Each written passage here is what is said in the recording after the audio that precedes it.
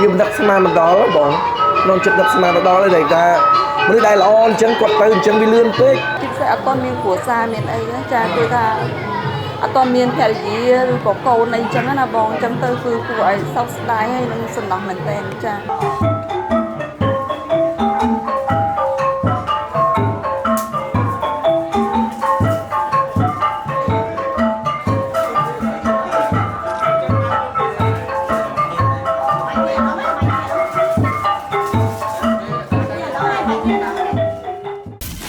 ទទួលយកធម៌ពលគ្មានជាតិហ្គាជាមួយគ្រុឌជួឆើតមិនត្រឹមតែយានយន្តថ្មីទោះជាយានយន្តកំពុងប្រើប្រាស់ក៏អាចយកការគ្រីមក LLC ដើម្បីទទួលបានប្រាក់កម្ចីរហូតដល់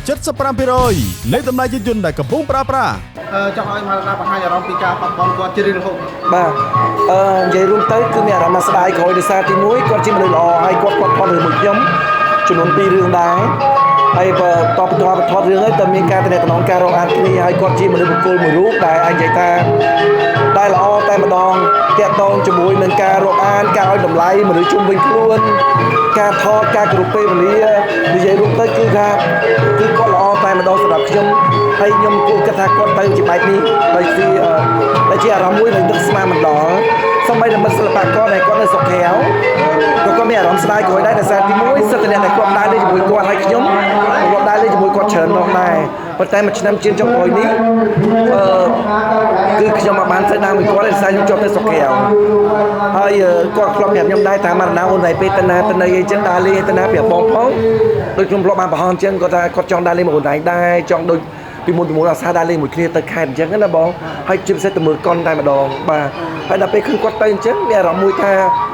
វាមិនដឹកស្មានមិនដល់បងក្នុងចិត្តដឹកស្មានដល់ទេតែមនុស្សដែលល្អអញ្ចឹងគាត់ទៅអញ្ចឹងវាលឿនពេកជួបគាត់ចុងក្រោយទៅពេលណាវិញជួបចុងក្រោយនៅហាងលក់កៅអៅមួយនៅចិត្តផ្សារ TK បាទជួបទៅផ្សារ TK ក៏សួរសុខដែរតែឃើញគាត់របូរច្រើនគាត់តាក់ទងទៅគាត់ច្រើនដែរព្រោះគាត់ដើរលេងឯដែរអញ្ចឹងតែគាត់ជាថារបូរថតក៏រយៈពេល1ឆ្នាំជាងចូល2ឆ្នាំក៏ខ្ញុំដែរបានក៏ពពូគាត់ដែរព្រោះសិតតែមានបញ្ហាផ្ទាល់ខ្លួនអញ្ចឹងណាការងារខ្លួន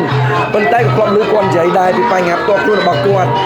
រឿងសម្ពាធច្រើនបាទប៉ុន្តែអត់ស្មានថា1ឆ្នាំជាងដល់ពេលឃើញតែគាត់មានគេប្រហោងអញ្ចឹងទៅក៏មានអារម្មណ៍មួយថាខ្ញុំស្ដាយក្រោយដែលបាត់បង់មនុស្សដែលជាអញនិយាយថាជាវិរៈសិល្បករមួយរូបដែលមានជំនាញគ្រប់បែបយ៉ាងដែរការសម្ដែងរបស់គាត់គឺគាត់ល្អថតរឿងមួយគាត់ឡើងថតរឿងមួយគាត់2រឿងថតរឿងដំបូងបំផុតនោះរឿងកំណត់ចាប់រួយរបស់ My TV របស់ My TV រឿងទី2បាទរឿងទី2ជារឿងដុំបតែភ្លេចទេបងអើយបាទគេមិនថតរឿងកំ pl ែងជាមួយគ្នាខ្លីៗហើយនឹងគាត់និយាយរួមទៅសកម្មគឺការដើរលេងជាមួយគ្នាហើយមនុស្សគាត់ល្អខ្ញុំនិយាយត្រង់គឺថាមិននឹកស្មានថាគាត់ទៅជាអញ្ចឹងតែគាត់ឈឺធ្ងន់រហូតដល់នៅលើក្រែពេកដេកស្ដុកដឹងរហូតដល់ខ្ញុំតំណាក់ខាងក្រៅគាត់មកទៅពេលលោកឈឺធ្ងន់នឹងមានដឹងថាគាត់ឈឺទេអត់ដឹងមិនដឹងហើយក៏គាត់មិនដែរឃើញប្រហោះហើយក៏មនុស្សគាត់គិតថាមនុស្សមិនចេះរអ៊ូរទាំមនុស្សចូលចិត្តលាក់អារម្មណ៍ខ្លួនឯងអញ្ចឹងណាគាត់រួមនិយាយពីបញ្ហាអម្រៃរបស់គាត់ច្រើនដែរតាក់ទងបញ្ហារឿងអ្នកទៅហៅគាត់ទៅថតអត់បើកលុយឲ្យគាត់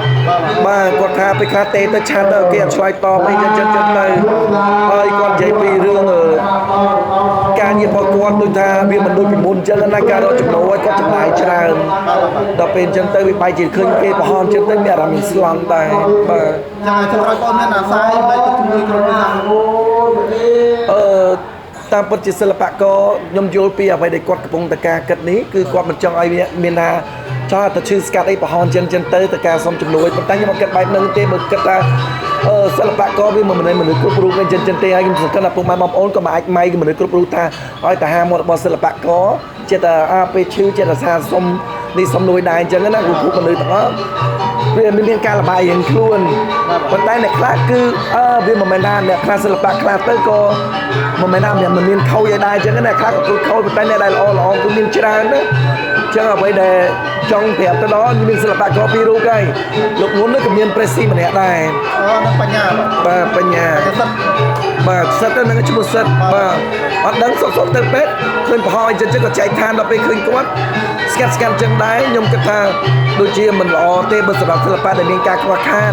ខ្ញុំគិតថាបើអាចប្រាប់ទៅមិត្តភក្តិសិល្បៈខ្ញុំជឿថាគាត់មិនបាច់ប្រហោះក៏បានដែរអញ្ចឹងណាគាត់ប្រាប់ទៅសិល្បៈផ្សេងអញ្ចឹងទៅដែលគាត់ចិត្តដិត គាត់អាចនិយាយប្រាប់ឲ្យថាអូនឥឡូវចេះបងជួយអញ្ចឹងខ្ញុំជឿថាមនុស្សល្អបែបហ្នឹងមិនមែនថាអត់មានមនុស្សណាដែលចោលគាត់ទេសូម្បីតែខ្ញុំអញ្ចឹងណាបងពួកខ្ញុំអ្វីដែលខ្ញុំអាចជួយបានខ្ញុំជួយបំពេញកំហឹងតែម្ដងហ្នឹងហើយបាទអរគុណច្រើន ពួកអាណិតគាត់មែនតើគាត់ជាបុគ្គលមួយដែលគោរពស្រឡាញ់គួរគោរពស្រឡាញ់គាត់ថាជាសិស្សប្អូនរបស់នាងខ្ញុំដែរប៉ុន្តែតែច្រឹកគាត់ល្អរួមការងារល្អហើយដូចថាអាណិតគាត់ដូចថាគាត់ជាពិសេសអត់ទាន់មានគ្រួសារមានអីចាគឺថាអត់ទាន់មានភរិយាឬក៏កូនអីចឹងណាបងចឹងទៅគឺគួរឲ្យសោកស្ដាយហើយនឹងសំណោះមែនតើចាហើយសម្រាប់ថ្ងៃនេះដែរនាងខ្ញុំបានចូលរួមចាពិធីបុណ្យ7ថ្ងៃរបស់សទ្ធាចាសូមឧទ្ទិសឲ្យសទ្ធាចាជាតិក្រោយជាតិមកសូមជួបដូចថាល្អប្រពៃចាកុំឲ្យមាន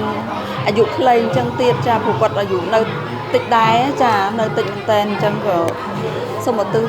ជាតិណាសូមកុំឲ្យអាភ័ព្វដូចជាតិនឹងទៀតអញ្ចឹងណាចា